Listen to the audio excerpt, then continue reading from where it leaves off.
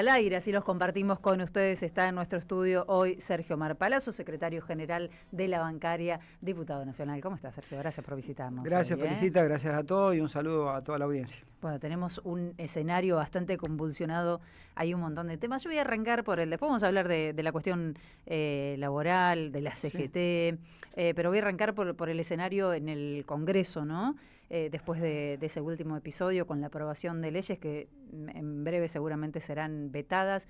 ¿Cambió algo definitivamente en el Congreso o estas negociaciones que sabemos que se están llevando a cabo con las provincias podría volver a instalar, digamos, un clima un poco más favorable para Javier Milei, para el Ejecutivo? Yo no creo que haya un clima más favorable a Milei en el Parlamento por más acuerdo que logre con las provincias, porque lo que se pone en juego en esta elección y de aquí a 2 años es precisamente el liderazgo de las provincias, porque sí. Milei no se va a conformar con ser presidente de la nación, sino que lo dice claramente de que va en cada provincia y tiene sus espacios políticos, ya sea con alianzas o propios, que están discutiéndole el poder político a los gobernadores. Así que creo que sería un suicidio político para los gobernadores seguir aferrados a un acuerdo con Javier Milei. No solo suicidio político porque las políticas que ellos terminan avalando de Milei son crueles para la sociedad, sino que también va a terminar siendo un suicidio político en términos electorales para su poder local. Claro, no, pero es que además ahora se encuentran en la encerrona de que tienen que salir a explicar que las políticas nacionales son las que están generando determinadas consecuencias en las provincias. Muchos de ellos acompañaron con la ley bases o con otros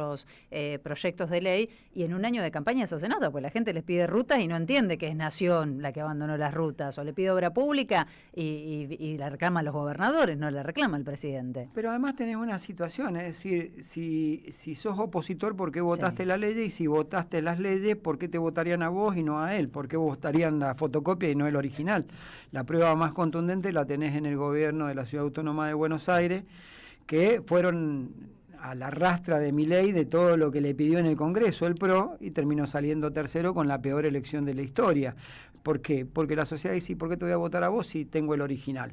Y si sos opositor, ¿por qué lo acompañaste? Sí. Creo que entran en una dinámica de una contradicción muy fuerte que termina siendo, por eso digo, sería un suicidio político para los jefes de gobierno o para los gobernadores seguir abrazados a una alianza con Milei que no les ha traído beneficio por lo que vos decís. Sí. Rutas no hay, te quitaron el fondo de incentivo docente, te quitaron el fondo del transporte, no te dan obra pública, no distribuyen los ATN como deberían y sufren las provincias, no te coparticipan impuestos, entonces quiere decir que, y para colmo te ponen entre la espada y la pared a los gobiernos provinciales y municipales diciéndole, bueno, vos ahora tenés que bajar ingresos brutos y ahora tenés que bajar las tasas municipales. Además, entonces no te mando plata por coparticipación, no te mando plata por ATN, no te mando plata por fondo de transporte, ni el fondo de educación, el incentivo docente, y además te digo que tenés que tener menos recaudación vos. Sí. Creo que para los gobernadores llegó el momento y el punto de inflexión en donde si acompañan, se suicidan políticamente y en donde tienen que tener otra característica a partir de ahora. Sí, bueno, esa mesa con los 24 gobernadores presentando proyectos, aprobando y demás, la verdad que también me parece fue un parteaguas, vamos a ver cómo sigue. Ahora, esto que... Además, discúlpame, a raíz de lo que vos decías de las leyes que se sancionaron en diputados y en senadores. Y en Senado. Y en el Senado. ¿Va a conseguir los 80 y pico héroes que necesita? Los 87 que necesita ahora. Claro, los va a conseguir. Hay que ser muy corajudo de avalar nuevamente la política y la crueldad y decirle a los jubilados que lo que le estás negando con el 7,2% de aumento es 2,5 kilos de carne, porque eso significa en una jubilación mínima. Es 2,5 kilos de carne. Hay que tener cara para ser legislador y acompañar un veto para decirle, vamos a avalar el veto del presidente a que vos tengas 2,5 kilos de carne más durante un mes a un jubilado. Hay que ser demasiado caradura para eso. Bueno, me parece que hay que saber explicarlo también, ¿no? Porque el sábado Milei va a estar en la rural y va a anunciar una baja en las retenciones, en carne, y eso ya está trascendiendo, ¿no? Y veremos qué otro producto en carne, más. No en otros productos, por lo que se lee. Dicen que hay algo más, no sé, pero vamos a ver, los trascendidos hoy en La Nación dicen que quizás haya alguna otra novedad. Veremos, pero bueno, es decir, plata hay, lo que pasa es que se determina para dónde va y para dónde no, en todo caso. Mirá, lo que existe una gran transferencia de recursos en la sociedad a partir del gobierno de Milei. Yo siempre digo que a las derechas no hay que estudiarlas mucho, no hay que descerebrarse tanto, son muy básicos, muy primates en su programa y es una simple transferencia de ingresos de los sectores medios y los que menos tienen hacia el capital. Si los salarios y los ingresos de los asalariados hubieran venido y de los jubilados hubieran venido simplemente acompasados con la inflación, vos hubieras tenido más de 60 billones de pesos más circulando en la sociedad argentina. 37 billones aproximadamente es menos plata que ingresó en el bolsillo de los trabajadores. 12 billones de pesos son lo que ingresó menos en la seguridad social por el cobro mayor de los tributos sociales a partir de que los salarios hubieran crecido igual que la inflación. ¿Sabe cuánto salía el proyecto original que vetó la primera vez en Milei de aumento de jubilaciones y del bono? Según la Oficina de Presupuesto del Congreso eran 6 billones de pesos. Y te estoy diciendo que de haber traído los salarios al ritmo de la inflación, nada más, hubieran sido 12 billones más de recaudación. Claro. Esto es una transferencia de ingresos. Y la transferencia de ingresos siempre favorece al capital. A mí no me llama la atención que vaya a ir a la rural a hacerles un nuevo regalo a los sectores empresarios, en este caso del campo, para decirle que va a tener menos retenciones. Me gustaría que diga que los trabajadores no van a pagar ganancias, que sería una política más abarcativa de 1 millón de trabajadores y no de un grupo de terratenientes que van a pagar menos impuestos a alguna cosa, ¿no? Ahora, Sergio, vos recién reflexionabas y decías, está bueno que se den cuenta que para qué se quieren parecer, porque para eso el electorado va a pensar, bueno, me quedo con el original, en el mejor de los casos, ¿no? Porque también lo que está sucediendo es que muchos prefieren no ir a votar. Hubo algo de eso también, me parece, durante el gobierno de Alberto Fernández, después de la elección de medio término, cuando los resultados, y muchos no fueron a votar, y los resultados no fueron lo esperado. Algunos entendieron en ese momento que había que ir más hacia el centro, porque los diarios, me acuerdo, los acusaban de kirchnerizarse, bueno, toda esta línea editorial que ya conocemos. Fue un momento de quiebre también dentro de la alianza gobernante, porque Cristina les decía, no, mejoremos la situación de los laburantes, de los jubilados, si no esto va a ir de mal en peor. Digo, hubo un momento también en el que el campo popular se perdió un poco y trató de parecerse a la derecha, ¿no?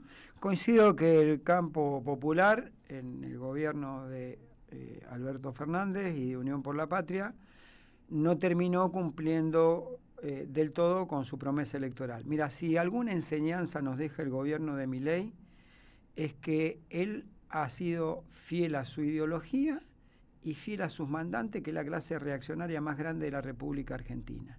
Y si en eso él tuvo que tomar decisiones que han dejado enfermos oncológicos sin sus medicamentos, que dejó a un ciento de comedores sin la comida, que dejó a jubilados en la situación de indigencia, y si tuvo que salir y reprimir, lo hizo porque él respondió a su mandante. ¿Esto es bueno? No, esto es malísimo, pero él tuvo la consecuencia de lo que piensa y lo ejecutó. Nosotros pudimos hacer cosas, nos tocó una pandemia, nos tocó una guerra en el medio, nos tocó una sequía brutal, pero nosotros no profundizamos como tendríamos que haber profundizado. Y eso es un cargo que tenemos y quizá por eso la sociedad también hoy nos esté reclamando a nosotros que si somos gobierno, esas cosas hay que hacerlas. Probablemente también haya ahí un aprendizaje con respecto a cómo, a qué perfil de candidatos son necesarios para llevar adelante, bueno, este tipo de gobiernos que uno espera sepan posicionarse o pelearse con los poderes determinados para mejorar la calidad de vida de la gente, ¿no? Yo antepongo al candidato el programa. Nosotros tenemos un programa concreto, yo creo que se está construyendo. Hoy no alcanza con decir que Milei es malísimo y cruel. Hoy hay que trabajar en un programa para decir, por ejemplo, qué vamos a hacer con el Fondo Monetario Internacional. Es decir, Cristina había emitido una opinión bastante razonable. Nosotros podemos pagar lo que verdaderamente se pueda pagar y lo que corresponda pagar, porque si el Fondo Monetario te dio un préstamo por fuera de la propia Carta Orgánica del Fondo Monetario Internacional, que establece 4 condiciones básicas, cuando se lo dieron a Macri solo se cumplía con una y a media las otras 3 se incumplían, y le dieron un préstamo porque yo me tengo que hacer cargo de... Totalmente. Mirá, yo soy bancario, si a vos te da el límite de crédito, tu calificación para tanto, es hasta tanto, si vos le diste más... No importa, anda a llorar al banco todos los días. Sí, porque hasta acá veníamos con esta idea de que el peronismo es buen pagador, ¿no? Que los gobiernos de derecha endeudan, vienen los gobiernos peronistas y pagan. Y hay que romper un poco esa lógica y decir, bueno, voy a pagar lo que sea legítimo pagar. Lo que no, porque si no seguimos pagando con atraso, con hambre, ¿no? Con generaciones que quedan postergadas. Mira, el otro día no tenía oportunidad de leerla, sí lo escuchaba en un medio a uno de los periodistas que decía que por primera vez en la historia se pagó más de servicio de deuda que de jubilados, siendo que jubilados es el presupuesto más grande que tiene la República Argentina. Claro. No lo he visto al informe, lo voy a buscar, pero lo dijo Navarro. Ajá. Supongo que tiene muy buena información, así que claro. no tengo por qué dudar. Pero es brutal que nosotros tengamos un gobierno que se jacta del superávit, mientras todos los miércoles le pegan a los jubilados porque reclaman 2,5 kilos de carne más, que es un aumento del 7,2%. Es decir, si vos tenés superávit, hay que ser demasiado cruel para no destinar parte de ese superávit a mejorar las situaciones de los que menos tienen. Eso es lo que ellos llaman además la batalla cultural, cállate la boca, andate a tu casa o te pego un palo y punto. Vos vas a pasar hambre, no vas a tener plata para los medicamentos, no vas a poder pagar un alquiler, pero te vas a quedar callado, ¿no? Sí, por un lado lo hacen con la represión a lo bruto, y por otro lado lo hacen muy sofisticadamente atacando a líderes opositores, a periodistas, a dirigentes sociales, a través de las redes. Disciplinando. Pero, claro, disciplinando. Entonces buscan infundir miedo en las voces críticas para que nadie hable y los pocos que salgan, cuando salgan, sean reprimidos. Esa es la estrategia que tienen. Es decir, la otra vez lo decía también, no me acuerdo bien dónde, y es coincidente con una opinión que también expresa Juan Graboy a veces. Si tuviéramos que adaptar la frase entre las dos, yo te diría que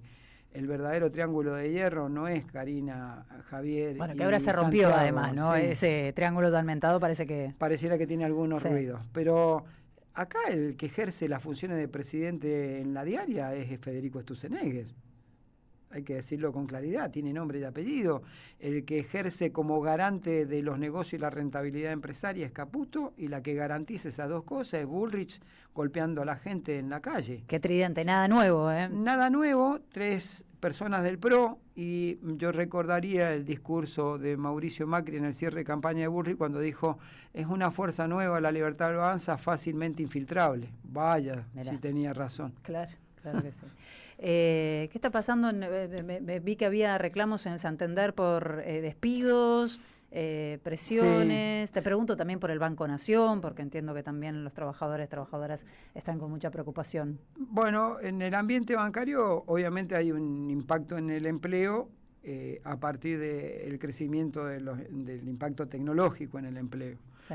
Hay bancos que decidieron disminuir su dotación de personal a través de retiros que no han sido compulsivos, y hay bancos que compulsivamente están incitando a que la gente se vaya, y ya como con eso no le alcanza, empezaron con telegramas de despido sin causa, que es el caso del Banco Santander. El Banco Santander es un caso muy particular porque resulta ser que se jactan de ser una de las mejores empresas de clima laboral en el país a través de consultoras que solamente conocen ellos, que las califican, pero en el fondo es uno de los bancos más incumplidores, uno de los bancos que produce fraude laboral, porque transfiere trabajadores de la actividad bancaria a otro tipo de actividades para pagarles menos salarios y menos condiciones de trabajo, y porque además, a pesar de sus rentabilidades, avanza con despidos sin causa. Ahí tenemos un conflicto.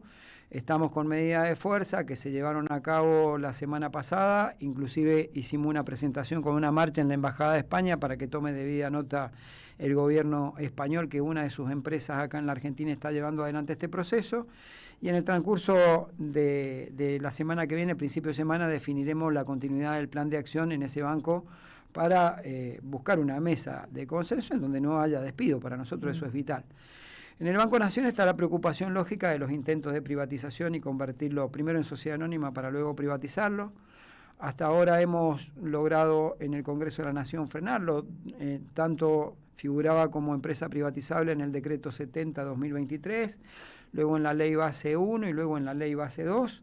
En todos esos estamentos logramos que no pudieran avanzar. Fue excluido como empresa privatizable. Ante esto quisieron transformarlo en sociedad anónima con propiedad de todas las acciones por parte del Estado, pero la Cámara Federal de La Plata entendió claramente que ellos que usaron para esto, usaron el artículo 3 y 4 de la ley base, que le permitía transformar a los organismos, fusionarlos, liquidarlos, etcétera. Le dijeron, bueno, lo vamos a transformar en sociedad anónima.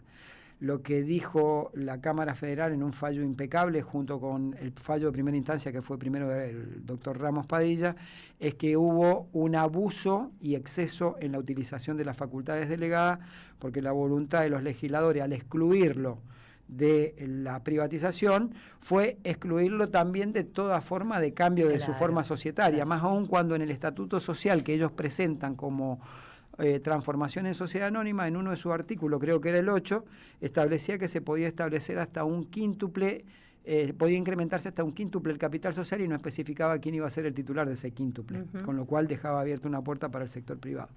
Si vos me decís cuál es la necesidad de transformar, ¿qué se cambiaría hoy si lo transforma en sociedad anónima o no al banco? El otro día lo escuchaba a Sturzenegger cuando dio la conferencia el 8 de julio, que se terminaban las facultades delegadas. Él decía porque no presentaban balances algunas entidades, y yo quiero decirle que eso es de una profunda ignorancia. Los bancos, en el caso del Banco Nación, tienen más controles que cualquier institución pública y más controles que cualquier institución privada. ¿Por qué? Porque como público está sujeta a las normas de Auditoría General de la Nación, Sindicatura General de la Nación, su propia sindicatura, su propia auditoría interna y externa. Pero a su vez está regulado también por la Ley de Entidades Financieras, que es decir, que es una ley de orden privado. Sí. Es decir, te regulan por todo el Estado y te regulan por la privada. Y en lo privado te regulan por la Ley de Entidades Financieras, por la Ley de Contrato de Trabajo y el Convenio Colectivo Bancario, pero además por todo lo público. Y además presentan, obviamente, balance. El Banco Central cada 3 meses tiene que tener actualizados los balances. Estamos en un momento en el que la verdad no importa. O sea, dicen, mienten. Y punto. Sí. Ahora, uno de los acuerdos con el Fondo Monetario Internacional es una reforma laboral, ¿no? O sea, ellos ya acordaron que van a avanzar en una reforma laboral después de las elecciones. ¿Hace falta una reforma laboral? No te pregunto si hace falta la que está pensando Milei, o Sturzenegger en realidad, o Caputo, o el Fondo Monetario Internacional. ¿Pero tenemos que discutir una reforma laboral en Argentina? Yo creo que hay que discutir e incorporar en la legislación laboral los debidos controles y derechos que tienen que tener los trabajadores de muchas actividades y muchas formas de actividades que cambiaron. Por ejemplo, las aplicaciones, por ejemplo, el impacto tecnológico, por ejemplo, el uso de algoritmos de inteligencia artificial dentro de los procesos, por ejemplo, el cuidado de los datos que administra la inteligencia artificial o que administran la digitalización. Quedamos atrasadísimos. Todas esas cuestiones hay que discutirlas, incorporarlas como derechos, y tiene que haber una mesa de negociación paritaria entre las actividades, entre los sindicatos y, por supuesto, bueno, si el Estado quisiera participar, pero este Estado no participa en nada de eso. No. Por supuesto que la reforma laboral que impulsa Milei usando de brazo ejecutor, aparte de la Unión Cívica Radical, patentizada en Martín Tetaz y Di Loredo, que son los que presentan los proyectos, que son más libertarios que los libertarios, esa no, porque esa termina con el principio de ultraactividad, termina con el principio más benigno para el trabajador ante la legislación, termina con el principio de duda que favorece al preoperario, el indubio preoperario, termina con los convenios colectivos y antepone a los convenios colectivos por actividad a los convenios colectivos por empresa, y por supuesto intenta desarticular financiando las organizaciones sindicales. Eso es lo que ellos quieren y que claramente nosotros rechazamos. Claro, quedó como uno de los temas tabú por ahí dentro de lo que es el campo popular, ¿no? El tema de una reforma laboral, pero efectivamente hay temas para discutir. Ahora, mencionaste paritaria, a muchos se les hace un nudo en la garganta con la palabra paritaria, o porque tiene la paritaria recontrapisada, o porque no tienen paritaria. Es la realidad del sector precarizado, que es un sector cada vez más grande. Quedó reflejada en un informe que se publicó hace algunos días, donde habla de la inseguridad alimentaria de los hijos de trabajadores y trabajadoras precarizadas, que más de la mitad sufre inseguridad alimentaria. Mal alimentados. En Argentina, el país productor de alimentos, no puedes comprar carne, leche, lácteos para alimentar bien a tus hijos. Y me voy acá a la representación sindical, ¿no? Porque hablábamos recién de un problema de representación en la política y a veces da la sensación, no generalizo, pero pensando sobre todo en la CGT, ¿no? Que hemos retrocedido mucho, que han avanzado mucho sobre los derechos de los laburantes, y en cierto modo vemos una quietud que nos deja algunas preguntas en la puerta. Va a haber elecciones en la CGT, hay un recambio, se supone, ¿no? ¿Cómo viene eso? Bueno, noviembre. Son varias preguntas en una. Para desarrollar el tema, nosotros en la Argentina empezamos a tener una dificultad que antes no solamente la precarización laboral y la falta de empleo es la que te generaba trabajadores pobres sin empleo o con empleo precarizado, sí, sino que ahora le agregaste que más de la mitad de los trabajadores registrados son pobres. Con lo cual esa inseguridad alimentaria de la que habla el informe es acertada.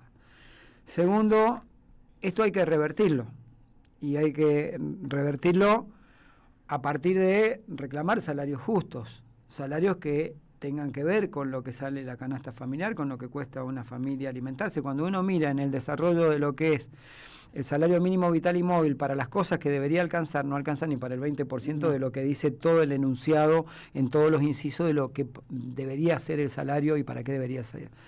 En esto sí creo que hay que hacer una profunda autocrítica de que no hemos logrado desde el movimiento obrero y desde sus distintas divisiones, porque tenés una CGT, dos CTA, y dentro de ellas cada uno tiene sus movimientos internos y sus espacios internos, haber logrado articular una política de salario mínimo que sirva para alimentarse, para vivir dignamente.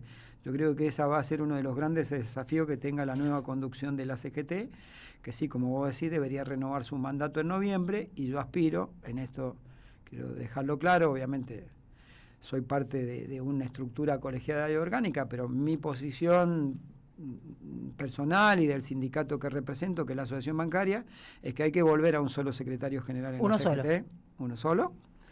Segundo, hay que tener un programa, lo mismo que en la política, y por ahí si tenemos el programa primero es más fácil elegir quién va a ser representativo, quién es representativo de ese programa.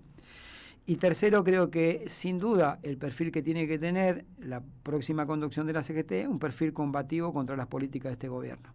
No tengo dudas respecto a eso, porque en el fondo vos podés cambiar las autoridades de la CGT, vos podés cambiar a lo mejor y dar peleas circunstanciales por algún tema, pero vos lo que tenés que ir es la pelea por el poder. Sí. Y el poder significa que te gobierna hoy y ejerce la máxima magistratura, un poder anclado sobre la base de las grandes corporaciones internacionales y sobre los grandes capitales nacionales que perjudican a los trabajadores. Sí. Ahí no sé qué posibilidad de diálogo hay. Entonces, si el diálogo es sentarse en una mesa para recepcionar las inquietudes de ellos, que son todas nocivas para los trabajadores, no hay diálogo posible si no hay confrontación, y ese tiene que ser, me parece, el perfil de la CGT que asuma a partir de noviembre. Evidentemente, esta CGT a Javier Milei, por ejemplo, no le molesta, ¿no? Porque no existe en su léxico, en su discurso, no embate contra la CGT, digo, elige otros enemigos. Una CGT, digamos, hay como una calma. La CGT... Sí, los laburantes, obviamente los laburantes en términos generales son sus enemigos, ¿no? Sí, claro. Su laburante y la posibilidad de organización que tienen. Sí. Ellos tienen claro algo. Ellos tienen claro que tienen que ir por los derechos individuales de los trabajadores, que fue un intento que le salió no como ellos querían, pero le terminó saliendo en parte, que es el intento de quitarle derechos individuales a los trabajadores. El segundo es quitarle los derechos colectivos, por eso buscan romper con esto del principio de ultraactividad, con los convenios de empresa por sobre los convenios de actividad, y lo tercero es romper la posibilidad de organizarse de los trabajadores a través de sus organizaciones.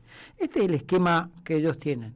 Ahora bien, hasta aquí vos tuviste una situación que la CGT creo que lleva 3 paros generales de 12 horas un paro, uno de 24 horas desde que asumió Milei, y 2 o 3 marchas que lograron primero frenar el decreto 70 en el capítulo laboral, después lograron que se retrocediera no solo la CGT, el común de la sociedad que salió a manifestarse en contra de la ley Bases 1, que terminaron levantándola escandalosamente a las 3 de la mañana en una sesión en el Congreso, y lograron retroceder, y luego quedó acotado a algunas cuestiones que modificaron del contrato individual y la posibilidad que tenían de multar a las empresas por los trabajadores no registrados. Ahora, ¿qué le ha faltado? Saber articular todas las luchas que hay en este momento, precisamente para hacer un músculo mucho más fuerte y tener una política de confrontación. Yo aspiro que eso a partir de noviembre, cuando sea la elección de la nueva conducción, se discuta y ese sea el perfil de la CGT. Sergio, gracias por venir hoy. No, gracias a ustedes, muy amable como siempre, un saludo a toda la audiencia y Por un lado los felicito por el coraje y la valentía que siempre han tenido en esta radio, y por otro lado les agradezco tener la posibilidad de que ustedes muchas veces nos presten micrófono para hacer la voz de lo que no tienen voz. ¿Se cerraron otras puertas? Cuando vos vas, sabés que vos podés ir a algún medio. Sí. Y no es que estés condicionado, pero sabés que si vas a La Nación Más vas a discutir de política, no vas a discutir con periodistas. Claro.